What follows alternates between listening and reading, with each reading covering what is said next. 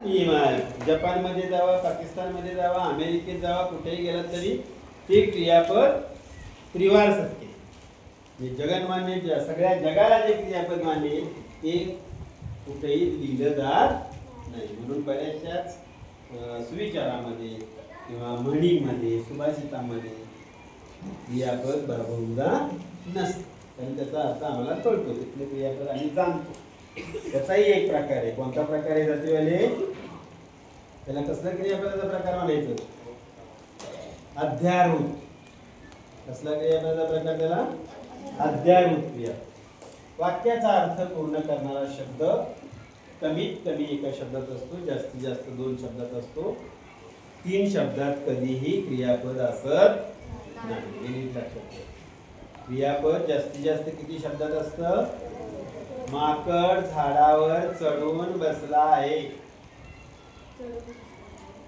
नुसतं मी म्हटलं माकड झाडावर चढून बसला, त्यातलं क्रियापद कोणतं?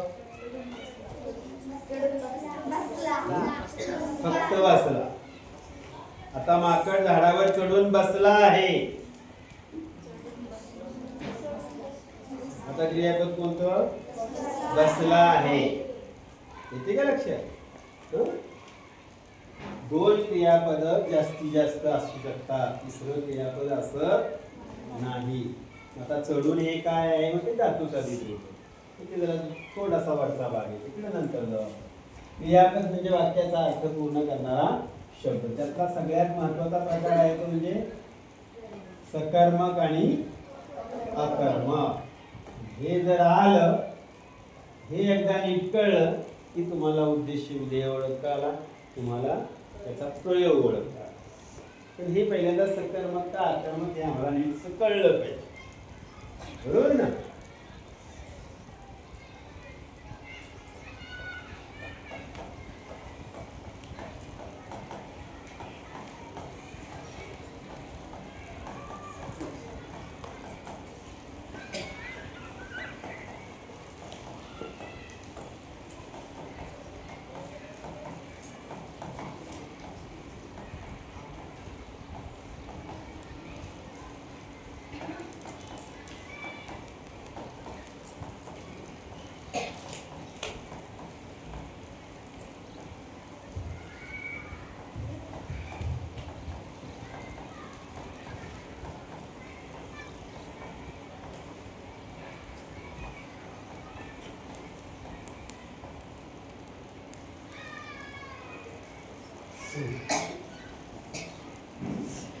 बघा, राजा सिंहासनावर बसला.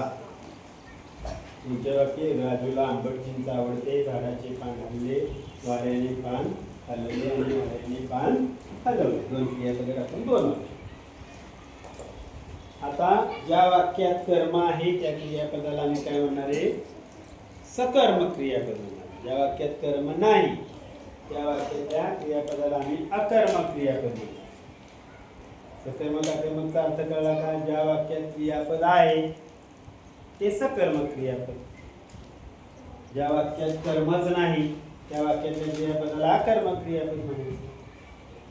हे ओळखायचं असेल तर त्या वाक्यातला आम्हाला पहिल्यांदा काय ओळखावा लागतो? काय? कर्ता आणि कर्म. एकदा का हे 2 ओळखता आले की मग आम्हाला आमचं काम सोपं होऊन जाईल. आणि हे ओळखण्यासाठी आम्हाला पहिल्यांदा क्रियापद शोधावं लागतं. तर इथे क्रियापद शोधायला फारसं काय अवघड नाही. तर क्रियापद हे कुठे येतं वाक्यात? असं काय नाही. वाक्यात क्रियापद कुठे येते? यंदाचा 4थी वाल्यांचा प्रश्न 3री 4थीच्या पाठ्यपुस्तकात किंवा बालभारतीला यापूर्वी येऊन गेलेल्या कविता 5वी पर्यंतच्या त्या कवितेतली ओळ दिलेली असते तुम्हाला, आणि त्यातलं क्रियापद ओळखायला लावतं. आणि ते क्रियापद बराबर शेवटी असं बहुधा असं शेवटी नसतं, कुठेही क्रियापद असतं. घेई घेई माझे वाचे, गोड नाम विठ्ठलाचे. कुठलं क्रियापद? वाचे का घेई घेई? घेई. वाचे म्हणजे तोंडाने, आपल्या मुखाने. हा, वाचा कळलं. येते का लक्षात? लाभले आमास भाग्य बोलतो मराठी, कुठलं क्रियापद? बोलतो पण आहे ना. म्हणजे मध्ये पण एक आलंय, सुरुवातीला पण एक आलंय. एक होता राजा, तर मग ठेवलं होता एक राजा होता. क्रियापद कुठेही गेलं म्हणून फारसा काय त्या अर्थावर परिणाम होत नाही, आणि ते कवी बरोबर ते जुळवत असतात. म्हणून क्रियापद कुठेही येऊ देत, आम्हाला क्रियापद पहिल्या कृदंतात आणायचंय. या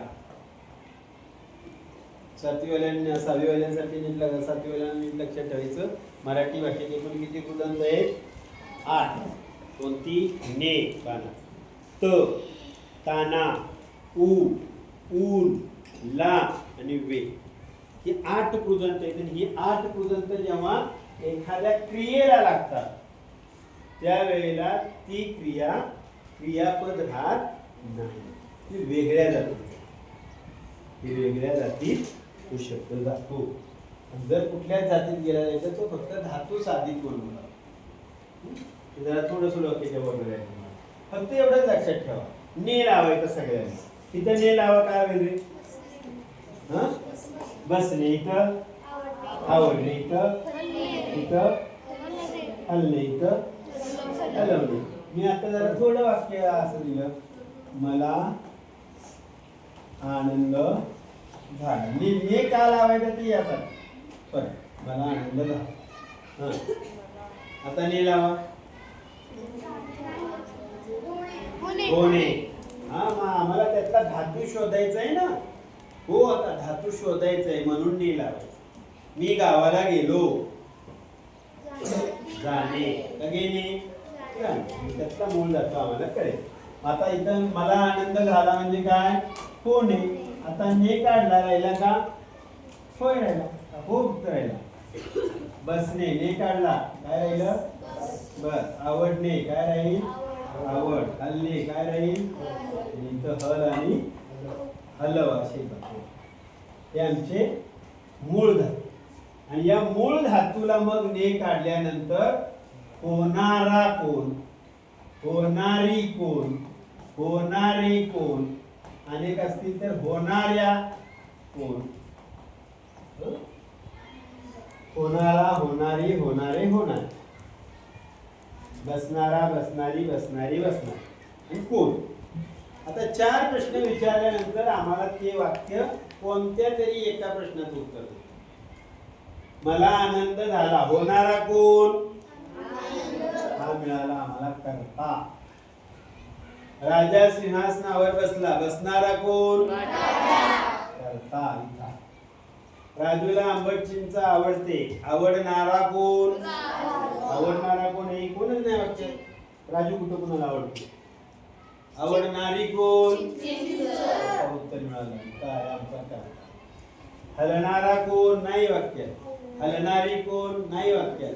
हलणारे कोण? हलणारे कोण? हलवणारा कोण? ठीक आहे इथं. सांग बरोबर. आवडणारी चिंच आहे ना, त्याच्या संबंधित आलेले शब्द आपल्याला कर्ता शोधते. तुझ्या घटकावर येतात ना, इथं जाणार आहे. हलणारे कोण याच्यात होतं? पान होतं. आता वाक्य बदललं, वाऱ्याने पान हलवले, त्यावेळेला वाक्य वेगळंच निघतोय का नाही? तुम्हाला इथं गडबड. वाऱ्याने पान हलवले, हलवणारा कोण? हे आपले झाले. आता करते बघा, इथं करता आहे, इथं करता आहे, इथं करता आहे, इथं आहे, इथं आणि इथं. बरोबर का? आता कर्म शोधायचे. करता कसा शोधायचा कळलं. टिंब टिंबची क्रिया, टिंब टिंबची क्रिया. आता टिंब टिंबचीच्या ठिकाणी हे टाकायचंय. होण्याची क्रिया, बसण्याची क्रिया, आवडण्याची क्रिया, हलण्याची क्रिया, हलवण्याची क्रिया कोणावर चाललेली आहे. कोणावर चाल, त्याचं जे उत्तर मिळेल ते आमचं त्या वाक्यातलं काय असेल? कर्म. मग बसण्या, मला आनंद झाला. होण्याची क्रिया कोणावर चालली? माझ्यावर. हं? माझ्यावर. म्हणजे हे कर्म आहे असं तुला म्हणायचं. हे कर्म नाही. आता ते लवकर तुला पटणार नाही. कसं नाही ते सांगतो तुला पुढं. हे कर्म नाही. हं? बघा इथं सोपं घेतो. मला आंबा आवडतो असं वाक्य. आवडणारा कोण? आवडण्याची क्रिया कशावर चालली? आंब्यावर चालली. तसं इथं होतं. होणारा कोण? आनंद. होण्याची क्रिया कशावर चालली? त्या आनंदावर चाललेली असते. आणि एक सगळ्यात सोपं लक्षात ठेवायचं, तरी बी आपल्याला त्या बुद्धीला पटत नाही. सुरुवातीला द्वितीयाचा प्रत्यय जेव्हा येतो त्यावेळेला ही द्वितीय नसते, चतुर्थी असते तुमच्याकडे. द्वितीयाचा कारकार्थ कधीच बदलत नाही कर्मा. बाकीच्या विभक्तीचा बऱ्यापैकी बदलतो. एकच कारकार्थ असत नाही, वेगवेगळा अर्थ नाही. पण द्वितीयाचा कारकार्थ फक्त कर्मासाठीच असतो. कर्माला सला ते सलाना ते लागला तर ते द्वितीय. ह्या चतुर्थीच्या विभक्तीचे शब्द आहेत. राजाला ते होतं ना, राजाला, राजूला. चतुर्थी सुरुवातीला मागे एकदा बघा 8-10 वर्षापूर्वी वाक्य टाकलं होतं आम्ही, श्रावणीला थंडी वाजते.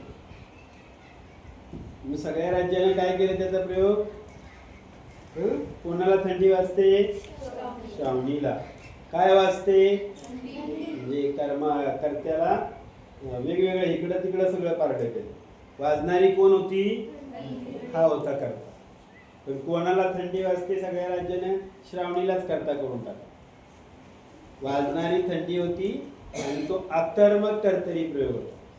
सगळ्यांनी त्याला कोणी कर्मणी लिहिला, कोणी सकर्मक कर्तरी लिहिला, लय बरेच काय काय प्रकार होते.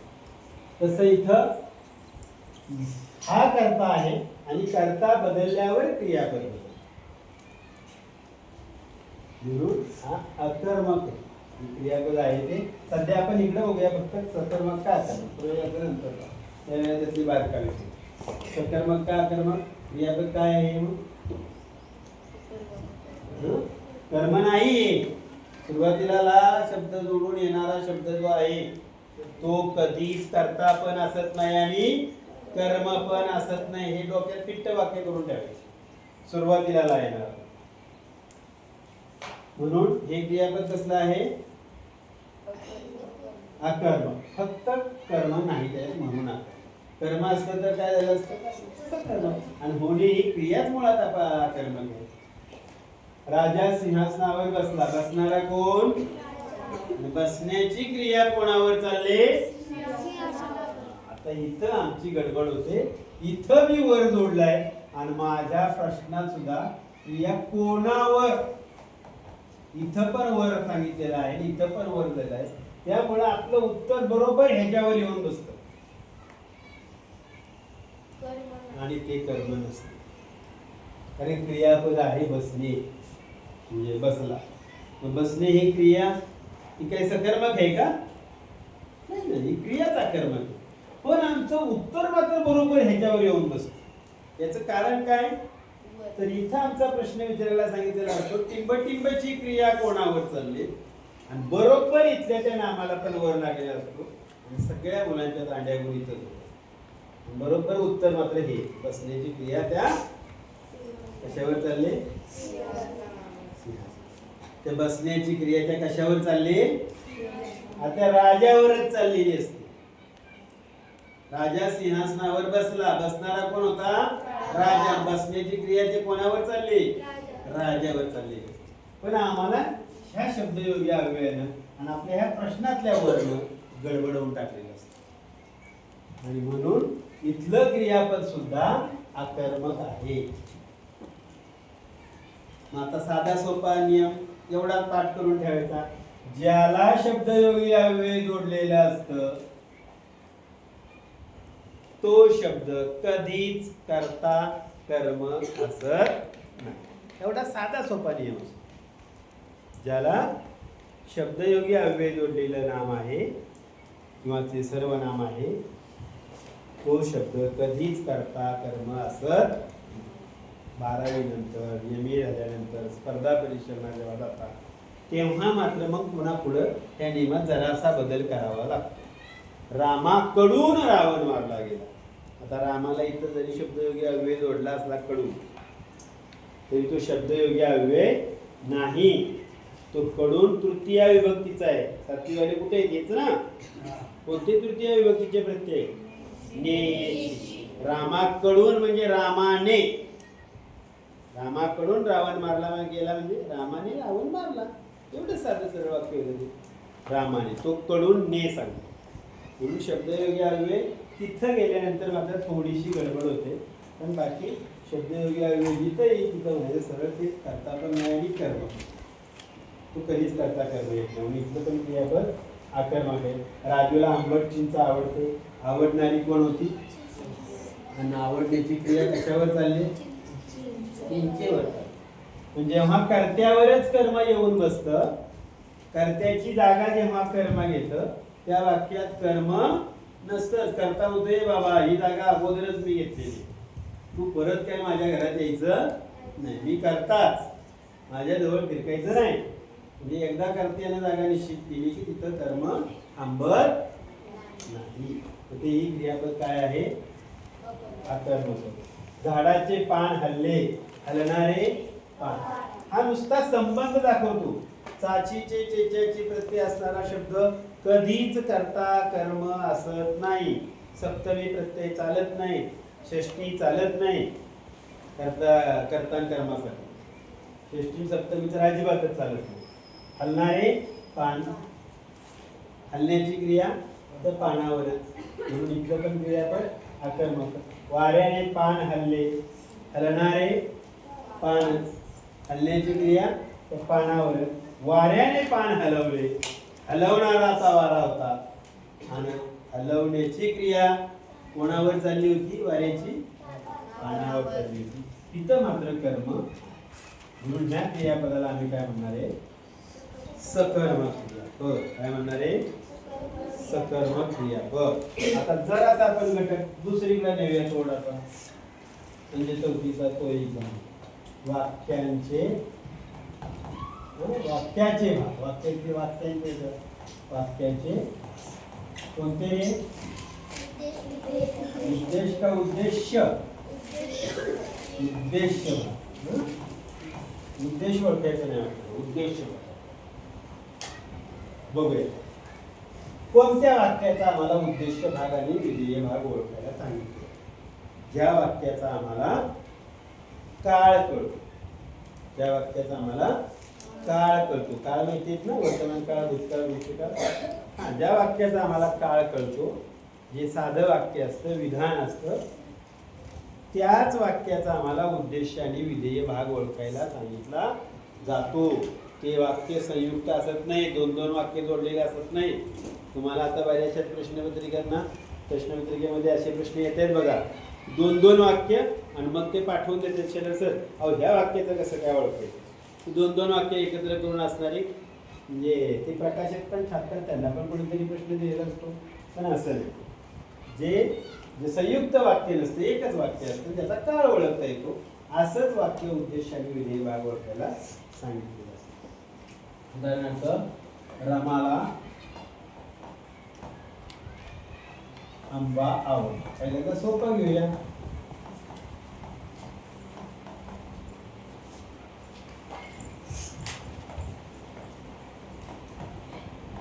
आम्हा सर्वांना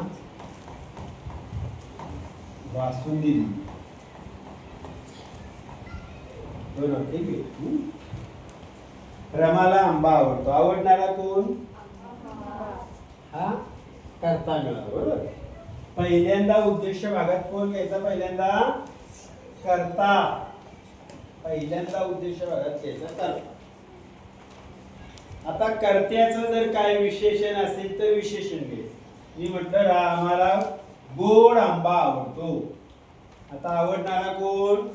आंबा. आता कसला?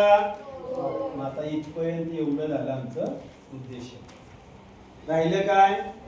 रामाला आवडतो. विधेय भाग. उद्देश भाग उचलायचा, पुढे आणून ठेवायचा. पुन्हा विधेय भाग त्याच्या मागे वाचायचं. व्याकरण दृष्ट्या वाक्य जुळावं लागतं. गोड आंबा रामाला जुळतंय ना. मी आता याचा संबंध वाढवला. रायगड म्हणजे अजून एखादं विशेषण दिलं. हापूस रामाला हापूस गोड आंबा आवडतो. आवडणारा कोण? आंबा. कसला? गोड. कसला? हापूस. मी एखादा जरा संबंध टाकला. देवगडचा रामाला देवगडचा हापूस गोड आंबा आवडतो. आवडणारा आंबा कसला? गोड. कसला? हापूस. कुठला? देवगड कुठलं? रत्नागिरीतील म्हणलं किंवा रायगड कुठलं? बरं असू द्या कुठलं? रत्नागिरीतील देवगडचा हापूस गोड आंबा. सिंधुदुर्ग असू दे काय. मग आवडणारा कोण? आंबा. कसला? गोड. कसला? हापूस. कुठला? देवगड. देवगड कुठलं? इथपर्यंत त्या कर्त्याचा संबंध इथपर्यंत. एवढा सगळा भाग काय म्हणायचं? उद्देश. मग त्याच्या पुढे विधेय भाग ठेवून द्यायचा. रत्नागिरीतील देवगडचा हापूस गोड आंबा रामाला आवडतो. कळते का? तुम्हाला जे प्रश्न येतात ते दिलेल्या वाक्यातील उद्देश भाग कोणता, विधेय भाग कोणता, उद्देश भागात किती शब्द, विधेय भागात किती शब्द आणि दिलेल्या उद्देश भागाला योग्य अर्थाचा विधेय भाग जोडा. या 5 प्रश्नांपैकी एक प्रश्न तुम्हाला फायनलला दिसेल आणि ते वाक्य 3री 4थीच्या पाठ्यपुस्तकातलं असेल. जरा चमत्कारिक वाक्य. मागं पुढं इकडं पुढं असं उड्या मारणारा असतो. जरासं नीट वाचायचा प्रश्न. आम्हा सर्वांना बासुंदी दिली. सांगा विधेय भागात किती शब्द आहेत? प्रश्न कळला का? आम्हा सर्वांना बासुंदी दिली. विधेय भागातील शब्द एकूण किती? 3. अजून काय उत्तर वेगळं? बरं. उद्देश भागात शब्द किती? कोण एक म्हटलं? उद्देश भागात 1. सांग तुझं उत्तर. बासुंदी. तुझं काय तयार उत्तर काय? नाही ना. बघूया. ने मध्ये क्रिया ना आले. तुमच्या लक्षात आले. आता ने मध्ये क्रिया ना. आता चुळबुळ सुरू झाली. काहीतरी गडबडते ना. हा. ने मध्ये क्रिया देणे. ने काढला. कायला मूळ धातू. पहिला प्रश्न विचारा. देणारा कोण? कुणी दिली? देणारी कोण? नाही. देणारे कोण आहेत? गावकऱ्यांनी दिली आहे कोणी? देणाऱ्या कोण आहेत? कोण देणारे आहेत? म्हणजे आम्हाला इथं कोणतरी जो देणारी आहे तो आम्हाला इथं दिलेला. पण बासुंदी दिली ना. ती तर काय आभाळात पडलेली नाही ना. आलेली. देणारा कोणतरी आहे टिपोली आहे ना. तो जो आम्हाला माहित. मग इथं जर मी सांगितलं दादाने आम्हा सर्वांना बासुंदी दिली. देणारा कोण होता? विधेय भाग काय होता? हे दिलंच नव्हतं. विधेय भाग काय होता? बदल का? हे मी दिलंच नाही तर विधेय भाग घेऊन राहील ना. मग किती शब्द राहतील? 4. बरोबर ना. म्हणून काय कोणतंही वाक्य दिलं की त्यात काहीतरी उद्देश असेलच, विधेय असेलच असं समजून जायचं नाही. आपल्या बेसनच आपण जायचं. खरंच आहे तर मग कुठला का अध्यारून ठेवलं हे नीट बघ. होते का? मग आम्हाला ते कळेल. आता मी जर इथं यांच्याऐवजी असं केलं तर क्रियापद बदलली. आम्हा सर्वांना बासुंदी मिळाली. हे नाही दादा नाही. हा. बासुंदी काय? उद्देश भाग. Very good. छान. आता उद्देश भाग दिसायला काय बदलले? फक्त मी क्रियापदच जरा बदललं. म्हणजे एक नुसतं क्रियापद जरा इकडे तिकडे केलं तरी करता इकडे तिकडे उड्या मारतो. हे नीट लक्षात ठेवायचं. क्रियापदावर बराचसाच खेळायचा अवलंबून लक्षात. मराठी व्याकरण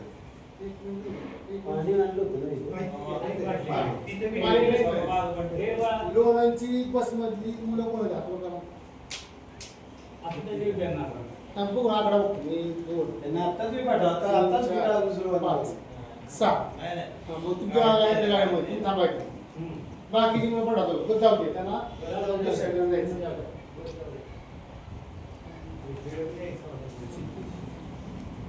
अजून काय उदाहरणं दिली पाहिजे काय गरज आहे का?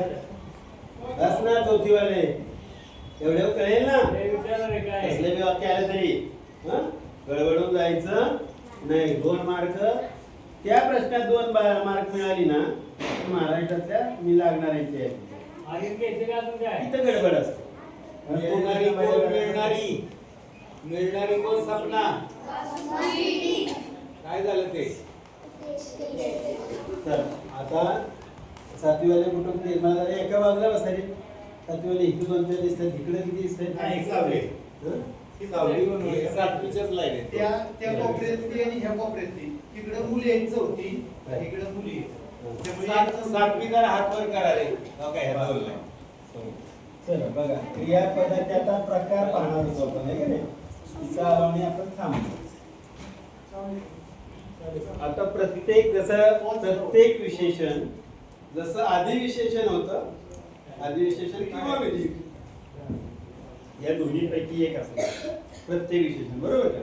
तसं प्रत्येक क्रियापदे सकर्मक किंवा अकर्मक असतात. नंतर मग त्याचे प्रकार असतात. पहिला प्रकार आहे संयुक्त क्रिया.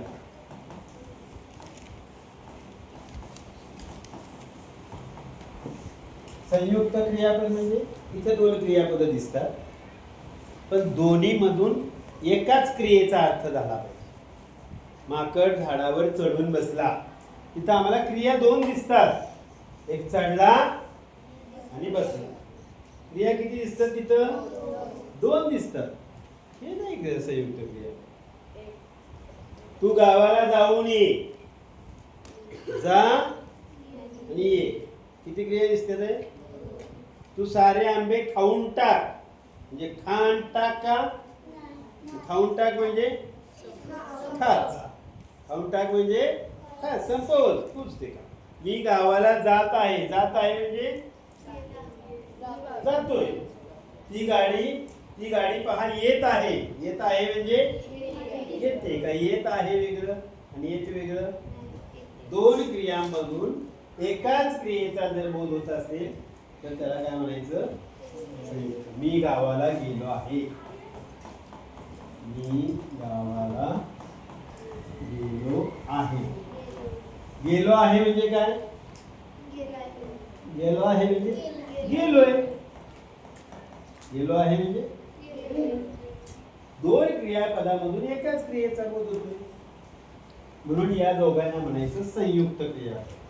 7वी वेळ नीट लक्षात ठेवायचं. ह्या दोघांना अधोरेखित केलं असेल तर संयुक्त म्हणायचं. जर केवळ फक्त एवढ्यालाच अधोरेखित केले आणि ह्याला केलंच नाही तर याला संयुक्त म्हणायचं नाही. याला दुसरा प्रकार घालायचं. कोणतं सहाय्यक क्रिया. कोणतं सहाय्यक क्रिया. शुद्ध शब्द असा आहे सहाय्यक नाही. याला हे नाही जोडायचं. सहाय्यक बऱ्याच वेळा शुद्ध लिहायला येतो. याला म्हणायचं सहाय्यक क्रियापद. ज्याला इंग्लिशमध्ये तुम्ही काय म्हणता टू बी रूप ना. आणि हे जे आहे ते मुख्य क्रिया. त्याला काय म्हणायचं मुख्य क्रिया. आणि जेव्हा चौथीवाले लक्षात ठेवायला जातात जेव्हा असं 2 क्रियापदांचं वाक्य तुम्हाला उद्देश विधेय ओळखायला दिलं जाईल त्यावेळेला ने लावायचा कुणाला तर या मुख्य क्रियापदाला. गेले नाही मगाशी सांगितलं ना जाणे. जाणारा कोण. मी गावाला गेलो आहे. जाणारा कोण होता हा उद्देश. येते का लक्षात. येते का. या दोघांना अधोरेखित केलं तर काय म्हणायचे 7वीवाले संयुक्त क्रियापद. त्या शेवटच्याला अधोरेखित मदत करणाऱ्याला फक्त अधोरेखित केलंय सहाय्यक क्रियापद. ठीक आहे. पुढचा प्रकार शक्य क्रियापद. ज्या क्रियेला ती क्रिया करण्यासाठी आम्हाला ताकद बल ऊर्जा शक्ती लावावी लागते. मला आता खाववते मला आता जाववते मला आता येववते म्हणजे मला आता चालवते. म्हणजे ही क्रिया करायची तर मला काय पाहिजे रे. माझ्याजवळ ऊर्जा पाहिजे ताकद पाहिजे शक्ती पाहिजे जोर सामर्थ्य पाहिजे बल पाहिजे. आणि ते क्रियापद ववतेचं रूप घेऊन येतं. ज्याचं भोवती अशा क्रियापदाला काय म्हणणार आहे आम्ही शक्य क्रियापद म्हणणार आहे. राहील का लक्षात सातवीवाले? हं? पुढचा चौथा प्रकार प्रयोजक क्रियापद. प्रयोजन म्हणजे निमित्त कारण. आईने बाळाला रडवले. रडलं कोण? आई रडली. रडलं बाळ. रडवलं कुणी? म्हणजे क्रिया भोगणारा एक आणि क्रिया करवून घेणारा एक. होते का? विदूषकाने प्रेक्षकांना हसवले. हसले कोण? हसवलं कुणी? सुहासने फुगा फुगवला. फुगला कोण? फुगवला कुणी? म्हणजे क्रिया करणारा एक आणि क्रिया भोगणारा दुसरा. अशी परिस्थिती ज्या वाक्यात असेल त्या वाक्यातल्या क्रियापदाला म्हणणारे आम्ही प्रयोजक क्रियापद. आहे का लक्षात? आणि नंतर हा एक प्रकार सांगितला होता तुम्हाला मागायची. जाताना परत काही सांगत नाही. अध्याभूत. ज्या वाक्यामध्ये क्रियापद दिलेलं नसतं पण ते आम्हाला क्रियापद ओळखता येतं. सगळ्या दुनियेला ओळखते. त्या नसलेल्या क्रियापदालाच काय म्हणणार आहे आम्ही अध्याभूत क्रियापद. सदू हाच येदूचा मामा. निश्चित. आता कोणी म्हणणार नाही सदू हा येदूचा मामा नाही. सदू हाच येदूचा मामा. सदू हाच येदूचा मामा. हे काय दिलं नव्हतं. ते वाक्य कुठलं होतं? अध्याभूत क्रियापदच. ग्रंथ हेच गुरु. अशी कितीतरी म्हणे त्यांच्यातनी क्रियापदच नाही. कितीतरी सुविचार आहेत क्रियापदच नाही. मग त्याचा अर्थ कळत नाही असं नाही क्रियापद नाही म्हणून. उलट त्याला तर आम्हाला जास्त अर्थ कळतो. कल्पना विस्तार लावला जातो. दादावरील हा म्हणतो. काय क्रियापदाचे चारही प्रकार. इथं आपल्या शब्दांच्या जातीचा किमान एवढा अभ्यास झाला की मग आम्हाला 5-6 मार्क पडतात. म्हणजे शब्दांची जाती परत दुसरीकडे आम्हाला कामाला येतात वेगवेगळ्या. म्हणून सुरुवातीला मी लिहिले. ठीक आहे. सगळ्यांना आता 1 तास झालाच मला वाटतं. एक 5 मिनिटं. कारण तुमचं डोळे बिळे जरा सांगतो. जायचं बाहेर. सपा पाणी मारायचं तोंडावर. बाथरूमला जायचं आणि मोजून 1 वाजून 20 मिनिटं झाली. ते बरोबर 12 वाजून 20 मिनिटं बरोबर